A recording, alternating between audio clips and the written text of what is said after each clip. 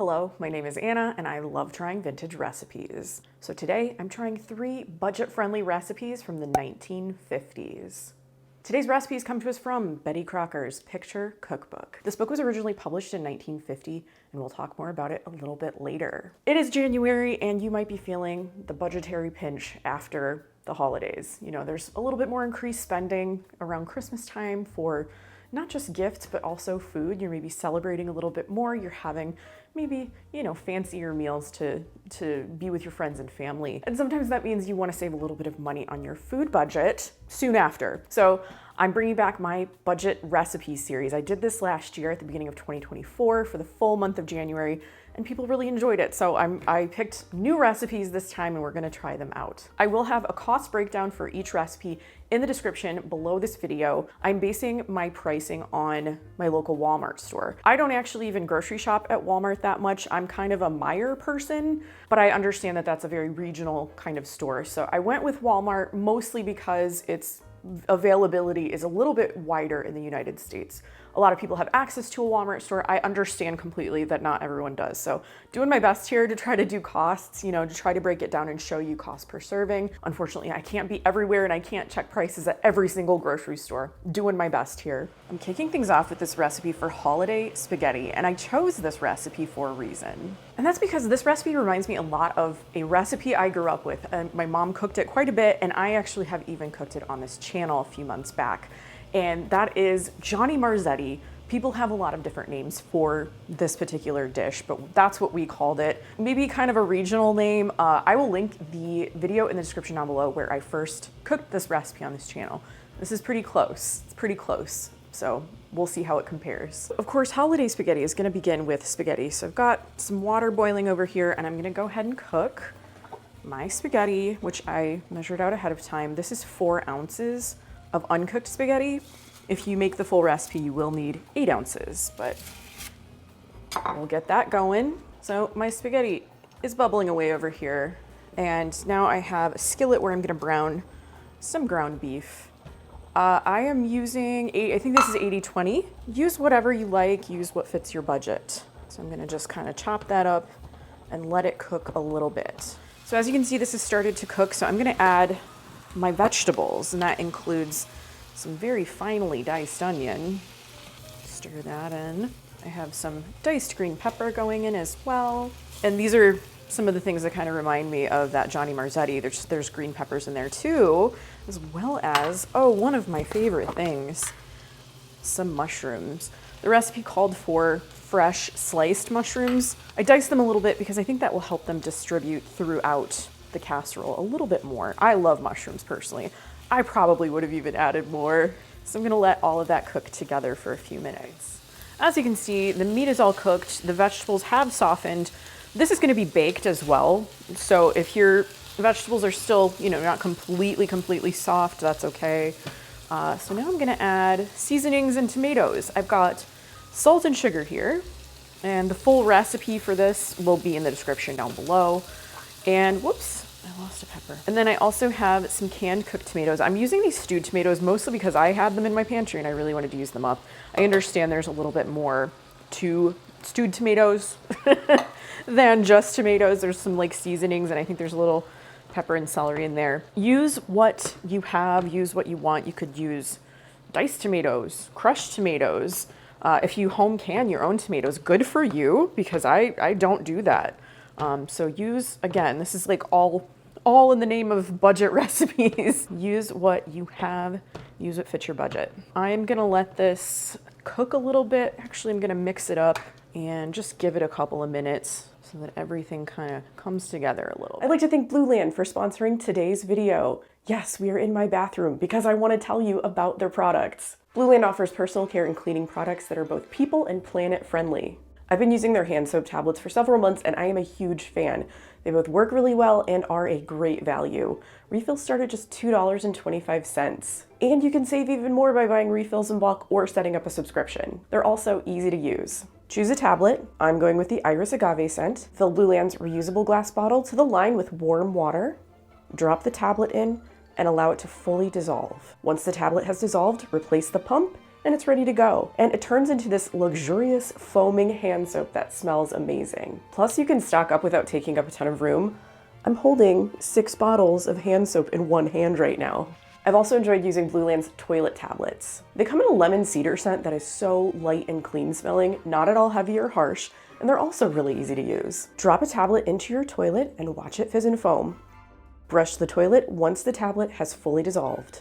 Flush the toilet, and you're done. I love anything that makes cleaning easier, and these tablets are proven to work on a range of stains, including limescale, rust, mineral deposits, and hard water. I also really love the container that they send you to put the tablets in. I just think it's super cute and something I wouldn't mind leaving out on the counter in my bathroom. And as if that's not enough, there's something else I really love about Blueland. There's no single-use plastic in any component of their products. From their bottles and their packaging and shipping materials, there's no single-use plastic in any of it. If you're ready to try Blueland's products, they're sharing a special offer for my viewers. Click the link in the description below this video or scan the QR code that's on the screen right now, and you can save 15% on your first kit. Thank you again to Blueland for sponsoring today's video. Now let this cook for just a couple of minutes. You know, there's still some liquid in there, which is fine because you're gonna add your cooked spaghetti.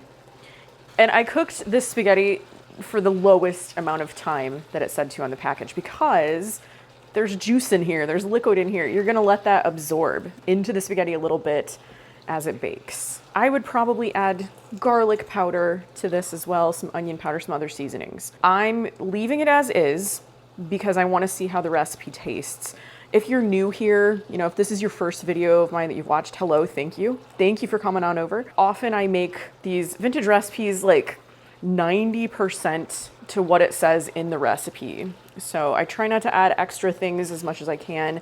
Mostly because I just want to see what it's like. I want to see what it's like as written. And then always I will tell you, here's what I would do kind of afterwards. So that's why I haven't added any additional seasonings. If you're making this and you're like, this seems way under seasoned, add what you want. But since it's my first time making this exact recipe, that's what I've decided to do here. Oh, hey, my oven's preheated.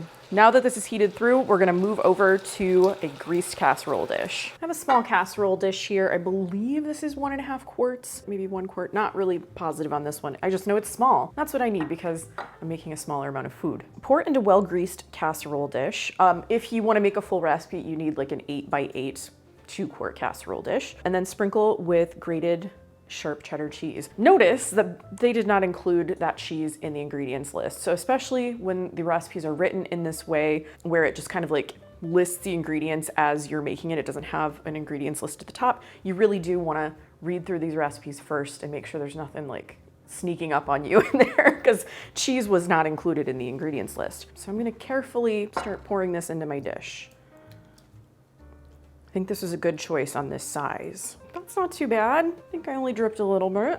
I'm just kind of smoothing it on the top, pressing it a little bit, making sure that spaghetti gets in there. And now I'm gonna sprinkle it with my cheese. This is 1 ounce of cheddar cheese. My Johnny Marzetti recipe that I used, that also uses cheddar cheese. You can switch out the cheese if you want something different. Another little kind of like budget stretcher tip that I have, I took, you know, my cheese, I grate my own cheese most of the time, but I used a really fine grater for this and it kind of like stretches it a little bit. So, you know, there's gonna be a little bit more coverage on here because the pieces of cheese are very fine, you know, and you can go more cheese if you want. It doesn't give the amount of cheese that you actually need, but you just want to sprinkle it on top here. So whatever you feel like. Me personally, if I weren't doing a budget recipe, I'd probably go a little bit more cheese than this, but we're keeping it tight. We're keeping the budget tight. So here we are at this point, and now I have to bake this in a 350-degree oven. I think it's for 30 minutes. Let me double check. Yes, 30 minutes. So we'll be back soon.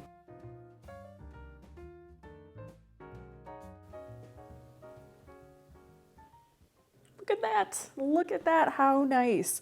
I love any kind of pasta bake, really. So I'm pretty excited about this. Because I cut the recipe in half, this is 4 servings. So I'm gonna just like divide it up. I'm just going by the amount of food that the recipe says it makes. So we're just gonna cut it in the middle. Do I wanna do this or this? I think I'm gonna do this. And I did grease this, so you know, it should come out okay. Oh yeah, how cute. I love these little rectangle portions. Ah, my plate's a little small for the spaghetti to be contained, but there we are. This recipe contains like a pretty complete meal. You could probably put a little vegetable or a little salad with it if you wanted to, but it's got most things. I did let this cool for probably like, I don't know, 10 minutes or so. I had to take a thumbnail photo, etc. Okay, here we go. It's good stuff. It's a pasta bake. You can make your own kind of variation on this. Maybe you don't like some of the vegetables I used, leave them out. Leave them out. If this is what you have in your pantry and you're like trying to put something together, this is gonna hit the spot, I think, especially on a cold day. It's pretty cold outside today here. Super easy. You can customize this a little bit. I decided to make it mostly according to the recipe just to see what it kind of like tasted like the first time I made it. Oh, and you know what? I completely forgot. I need to get you the cost breakdown. Just had to grab my little notebook here. Holiday spaghetti per serving, $1.20. And like I said, it's pretty complete. If you want, you could probably add a little vegetable side or a salad. It's super easy to make, pretty common ingredients, very easily accessible. I think it tastes good too.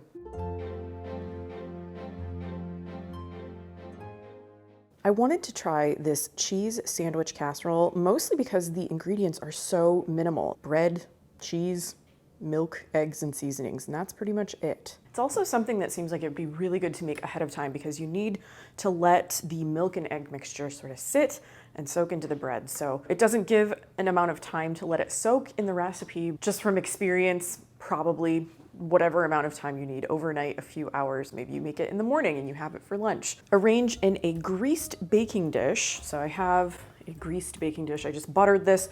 This is a 7-inch by 11-inch baking dish. I'm cutting the recipe in half. I'm only making 3 of these cheese sandwiches. I didn't need 6 of them. So it says arrange in this dish your slices of bread. So that's 3 slices of bread for me. And this is gonna be a little bit of a tight squeeze, so I may need to shuffle and move things around a little bit. I'm using the bread that I had on hand. You can probably find smaller sandwich bread than this. Cover with slices of sharp cheddar. So I have 3 slices of sharp cheddar right here. Again, I'm moving and shifting and whatnot. And I gotta put the rest of my bread on top. I've actually been letting this bread sit out a little bit. I think this would be a great recipe for using up maybe some bread that's a little bit on its way out, a little bit dry. Gotta get creative. You know what I'm gonna do? I'm gonna squish it. I'm gonna squish it just a little bit. This recipe kind of reminds me of like a cheese strata. Bread, cheese, sometimes you add vegetables, and then you pour like an egg and milk mixture, a custard over the top. When I've made those in the past, like I grew up making stuff like that, like an egg bake, we would tear the bread into pieces. This seems to be like a baked cheesy sandwich. Okay, pour over all a mixture of, it says 4 egg yolks or 2 eggs beaten. I'm gonna set this off to the side. I'm going the whole egg route. If I needed egg whites for something, this would be a great way to use up the egg yolks, but I love that it gives the option of using the whole egg because that's what I'm gonna do. Because I'm cutting it in half, I'm only using 1, and then I also need milk. So I'm just gonna mix everything right here in the measuring cup because it's gonna make it very easy to pour. I also need to add my salt and then some pepper and some dry mustard. Whisk that up a little bit, get it all incorporated. This might also be something to think about having in your back pocket on weeks when your groceries, like you need to go get groceries and maybe you just have a few things left in your fridge and pantry. I'm gonna bring this back in and I'm gonna pour this over the top and just sort of drizzle it so that I can get halfway's decent coverage on this. I know it's not gonna be perfect, nothing's perfect. Just feed yourself, feed your family, just forget about perfection, okay? Oh yeah, okay, this is actually doing much better than I thought. It seemed like the proportion of mixture to bread, etc. might have been a little bit light, but I think it's gonna be just right. Look at you. I mean, whatever. It doesn't look like a lot, but you know, hopefully it's gonna taste good. I'm gonna let this sit in my fridge for about an hour because that's the amount of time that I have. Because I need to let it sit, but I also need to let it bake for about an hour too. So a couple hours. So yeah, I'm gonna pop this in the fridge and we'll come back to it. I decided to check on my cheese sandwich casserole about 45 minutes in. And this is what it looks like. So as you can see, most of that liquid has been absorbed after 45 minutes. So I think I'm gonna go ahead and bake this because it does take an hour to bake. So 1 hour at 350 degrees.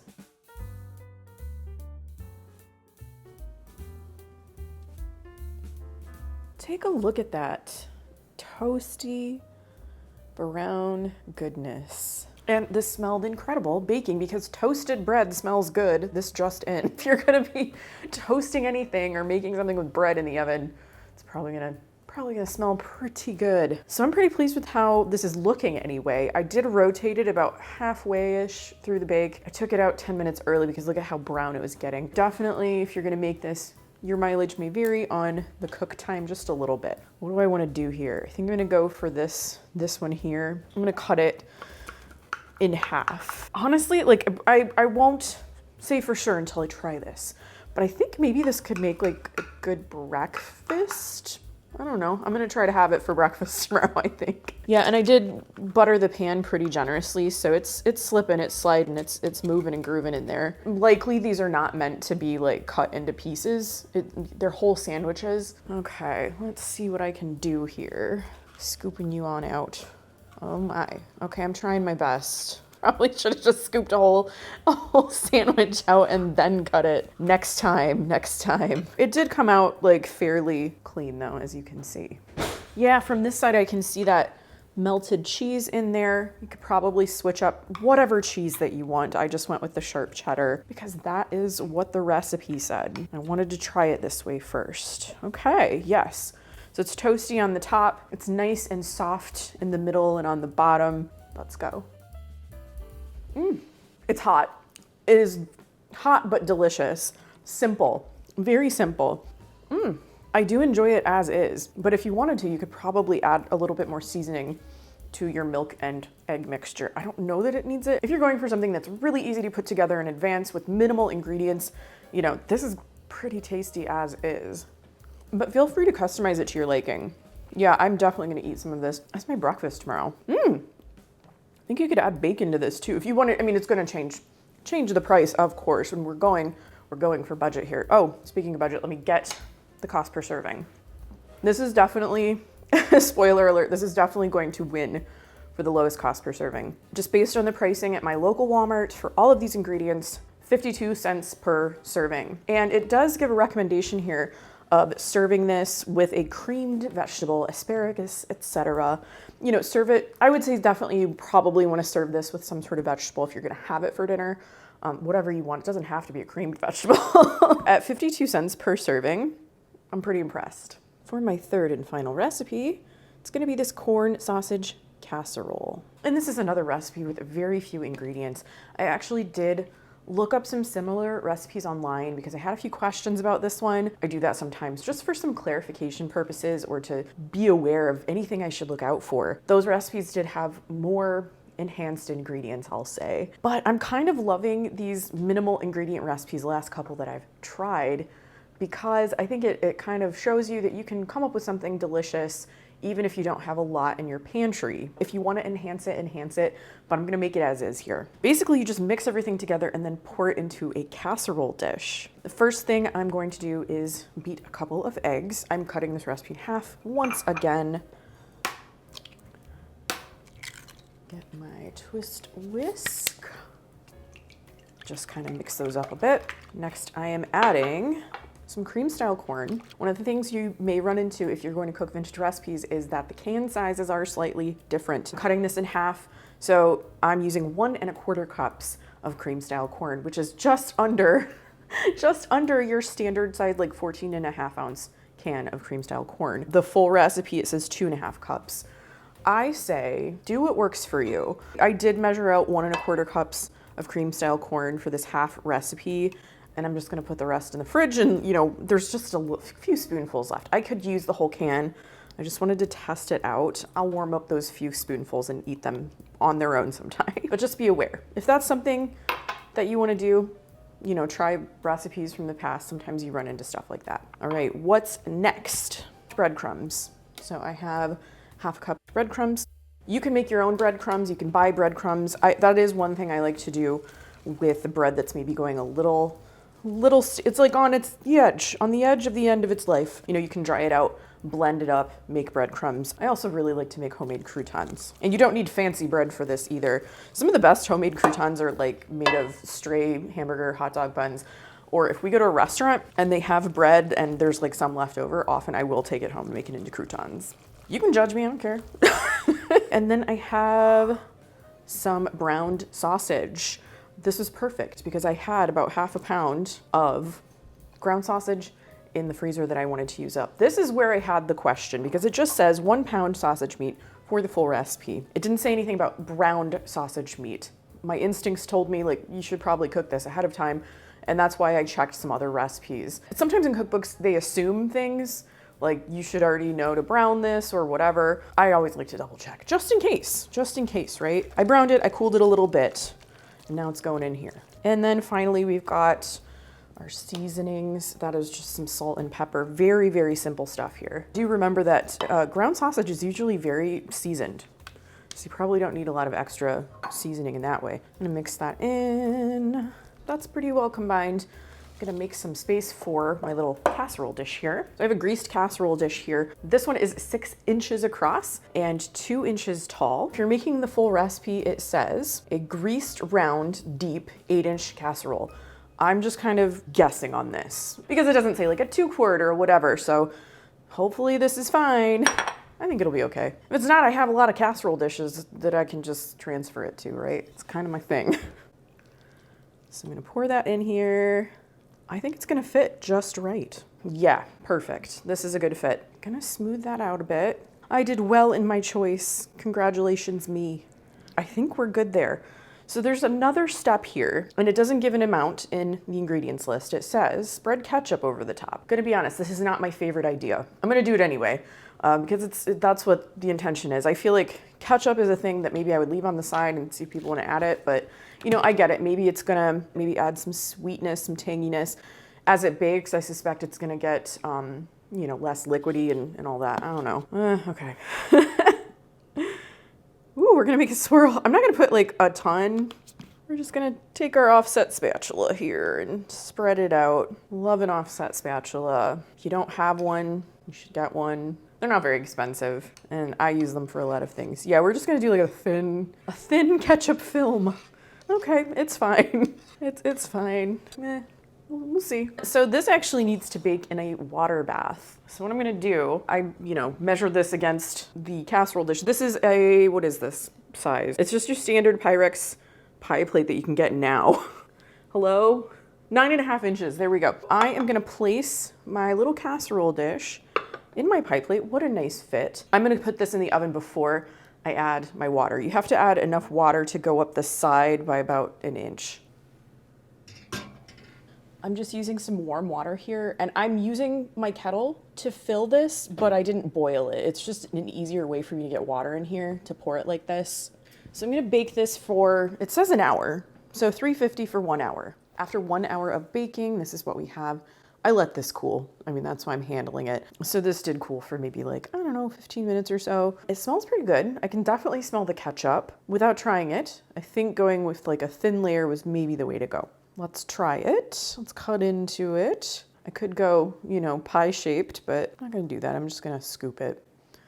We're just gonna scoop a little. So it has a similar, kind of a similar consistency to like a corn casserole. I don't know. Let's give it a try.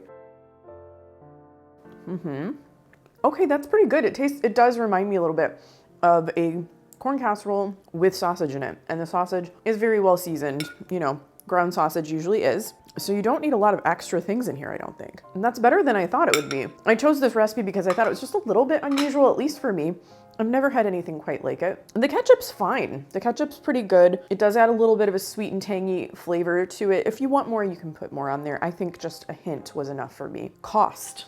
Where did I put my notebook? There it is. So let's look at this cost per serving breakdown. Again, I'm basing all of my pricing on my local Walmart store. For 1 serving of this casserole, it is $1.01. So pretty darn good. Probably I would put a little vegetable, like a side of frozen green beans or something with it. You know what? It tastes good.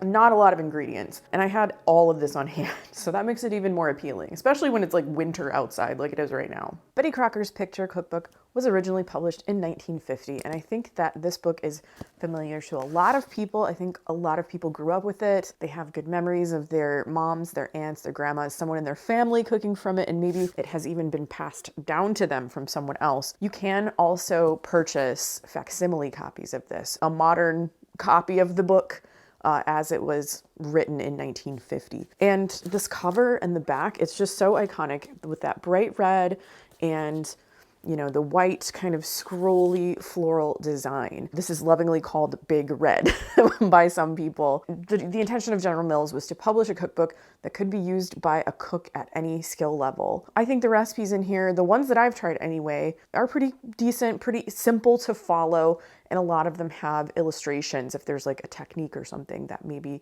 someone wouldn't be sure of. So, you know, this is a good basic to have, I think, in your collection, because it does have base recipes for a lot of things and then variations as well. I have a binder edition, so it's like a ringed binder in here. It has the tabs, of course, so that it's very easy to flip to whatever section that you want. So supper dishes, I chose 2 of my 3 recipes from the supper dishes section of this book, because in this book, that's where a lot of like casseroles are in general, things that are gonna kind of like stretch your dollar, stretch your budget a little bit further. A happily chosen main dish makes the meal. It looks kind of like a cross-stitched sampler. For a cozy fireside supper, bridge luncheon, club gathering, neighborhood buffet, or the homey evening meal with the family, prepare one delicious main dish and it's easy to complete the menu. So a lot of these dishes were intended to be sort of just like, here it is, this is dinner. You know, maybe you can put a vegetable with it. Some of them you probably don't even need to. And again, it does stretch your budget a little bit. If there's meat in here, maybe you don't need to add quite as much. Whereas if you're making just maybe say like meat, steak, chicken, whatever, the main part of your meal, you know, that's like you're having chicken and then you're having a couple of side dishes and salad or whatever. These are meant to sort of like stretch that meat a little bit further by mixing it with some other things. We have some very fun illustrations here. Love the illustrations in this book. We also have a few menus. And the menus are so much fun. I didn't follow any of these complete menus or anything like that, but just to give you a few examples, we have one called Cozy Family Supper. It consists of Ring of Plenty with cream tuna and peas in the center, Wheaties muffins, garden salad, baked pink rhubarb. That sounds good. I love rhubarb. Crisp sugar cookies, coffee, and milk. That is a feast. That is so many. We'd get maybe the Ring of Plenty with the tuna and the peas, maybe the salad. That's about it for me. Let's see. For meatless days, we have cheese souffle with mushroom sauce. That sounds good. Tomato lettuce salad, crusty currant buns, fresh strawberry shortcake, coffee, and milk. I could probably do most of that. I would leave out those crusty currant buns though. The fresh strawberry shortcake is enough for me. Just a few examples of menus. And then this is the photograph, like the 2-page spread photograph in the supper dishes section. Beautiful. What an abundance. So the way these recipes are written is that it shows a key recipe sort of at the top of the section, and then it'll be like, to make this variation, here's what you do. It's not the style of recipe where all of the ingredients are written at the top in a list with the instructions underneath, really. It's mostly that the ingredients are sort of like incorporated into the recipe. Take this, add that, combined with the other thing. It's not a list, okay? So that's why I said it was very important to read through the complete recipe and then make your shopping list or make your prep list, because it can get a little confusing to the eye, especially if you're used to having recipes written the other way or like reading them in that way. I believe my very first full day of 1950s meals video that I ever did, my first full day of meals video in general, was from this book. And I'll link that in the description down below if you're interested. I did choose one dish from the meat section, and that was the sausage and corn casserole. It was another casserole. Casseroles are just kind of a good way to stretch your budget a little bit. I'll show you some illustrations from there. There's the index tab card thing. The importance of knowing our meats. Within the meat and fish chapter, it's divided into beef, poultry, pork, shellfish, different types of meats. So then you can easily find what you're looking for. And then even sort of like within that, there's ground meats. That's where I got the sausage and corn casserole. And there's stews, meatballs, you know, not only how to cook an entire turkey or an entire roast, but sort of like how to take that and make it into other things too. Oh, I love the illustration at the top of this pies page right here. Pies and pastries. That little girl, does that not look like Ramona Quimby to you? I think it does. You just have to see all these pies. I know this is not a pie video, but these are too pretty not to share. So not only is this a good basic book to have in your collection, it's just fun to look through. It really is. Ooh, we've got a little shortcut section. So their shortcut section does include Bisquick, and that's what the Bisquick packaging looked like at the time this book was published. Another thing I really love about looking through old cookbooks that are, especially ones that are branded like this one. And gold medal flour, Wesson oil. I mean, this little shortcut section is really a treasure trove of packaging from the past. So let's talk about the recipes I chose for today's video. So this is the first video of my 2025 budget series. So last January I did this. I made budget recipes all month long, and people seem to enjoy it. So I'm doing it again, probably going to become an annual thing if you like this video. So we can talk about the recipes, but also how much they cost. I started with holiday spaghetti. I chose this recipe mostly because it reminded me a lot of the Johnny Marzetti pasta or casserole that I grew up eating. I made for a video. A big difference is that this recipe actually uses spaghetti for the pasta, and Johnny Marzetti, or at least the way that I ate it growing up, was like a ziti kind of pasta, like a tube pasta. I think that works a little bit better. You can't call it holiday spaghetti exactly if you use that type of pasta, but I think it sort of like holds on to the sauce a little bit better. But this was very tasty. Didn't take too long to put together, and it was very flavorful as well. That's going to depend on the type of tomatoes you use. A lot of times when I make something that requires canned tomatoes or canned diced tomatoes, I like to use those fire roasted diced tomatoes. They carry them at Aldi, but they have like name brand ones in regular grocery stores as well. Those add a lot of flavor. You know, I found that they're like usually not that much more expensive than regular canned tomatoes too. So it is a good way to add a lot of flavor to something without adding a lot of extra cost. Initially, when I came up with this calculation, I had forgotten to include the cheese because the cheese was not included in the ingredients list, but I did add it before telling you the cost per serving. So the cost per serving ended up being $1.20. The amount of food that it made, like I had it for lunch yesterday and it was pretty good. It filled me up nicely. Your mileage may vary. Maybe you only get 6 servings out of a full recipe, even though it says 8 servings. Really depends on you, your family, and maybe what you put as a side dish, if anything, with this meal. I think a lot of people would really enjoy eating this recipe too. It's somewhat familiar with a little bit of a twist, a little bit of a different flavor to it. So my second recipe was cheese sandwich casserole. This was my very simple kind of bare bones recipe that I chose for this video. Bread, cheese, eggs, milk, a little bit of salt, pepper, mustard. And you know, probably you wouldn't even need the dry mustard. If you only have salt and pepper, don't go out and buy dry mustard. Super simple, minimal ingredients, a lot of times like stuff that you may even already have on hand. And it was really tasty in its simplicity. You could add other seasonings to it. You could add more cheese. You could add bacon, but really just as is, I thought it tasted very good. It's not like, oh my gosh, this is the most mind-blowing meal that I've ever had in my life, but it's warm, it's toasty, comforting, definitely comfort food. And I thought it was tasty. I thought it tasted good as is. Not every meal has to be like the most incredible experience of your life. Sometimes you're just hungry. Sometimes you just need to eat. And sometimes just this very simple, warm, comforting type of thing will do. And I said, oh, I want to have this for breakfast. I did have it for breakfast this morning. I ended up reheating one of the sandwiches. I was like, what would work best here? I didn't really want to do the microwave necessarily. So I just put it on a little sheet pan and I heated it in the oven. My toaster oven I kind of have tucked away at the moment because we just came through the holidays. I usually need that extra counter space for things like Thanksgiving. So, you know, November, December, I usually put my toaster oven away, but I think that this would reheat really well in a toaster oven if you have one. Also, I kind of thought about the air fryer too. I don't keep my air fryer out on the counter. It's kind of also stored, so I didn't want to get it out this morning. But, you know, those are just some ideas for reheating. I wouldn't say, you know, it's the quickest thing to reheat it that way, of course. But if you want the best results, you want it to be kind of toasty and melty, that's probably going to be the way to go for you. It was great as a breakfast. I enjoyed it. I had it with a little bit of fruit. And the cost per serving on that one was a mere 52 cents.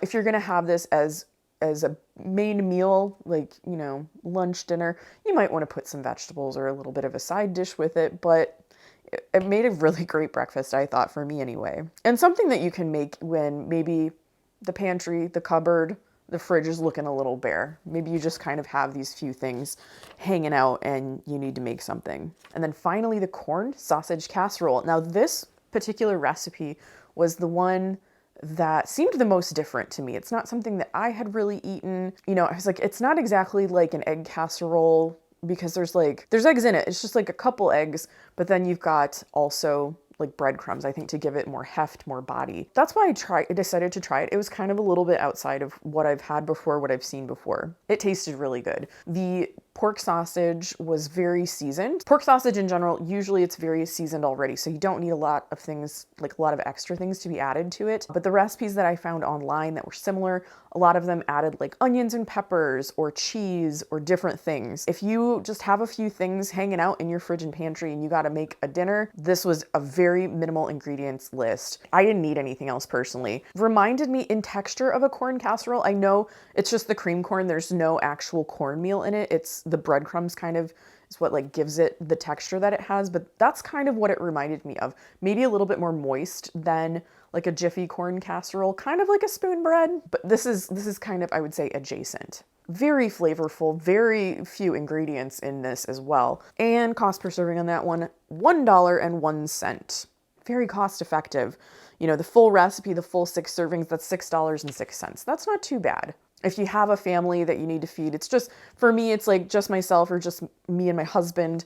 But if you have children, if you have parents or grandparents or relatives living with you, this would be a good thing to make to feed all of them. So it seems that the most expensive recipe I made, the holiday spaghetti, you know, that comes in at $1.20. The least expensive is 52 cents per serving.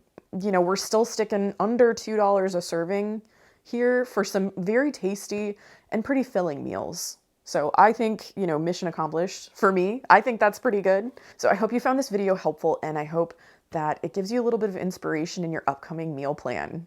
I'd like to thank Blueland for sponsoring today's video. Click the link in the description below this video or scan the QR code and you can save 15% on your first kit. A big thank you to my patrons over on Patreon. If you'd like to join us over there, I'll leave a link in the description so that you can do that. If you like this video, please give it a thumbs up and subscribe to my channel if you haven't already. I post videos about food, vintage cookbooks, and retro recipes every week. Thanks again for watching, and I will see you in my next video. Bye!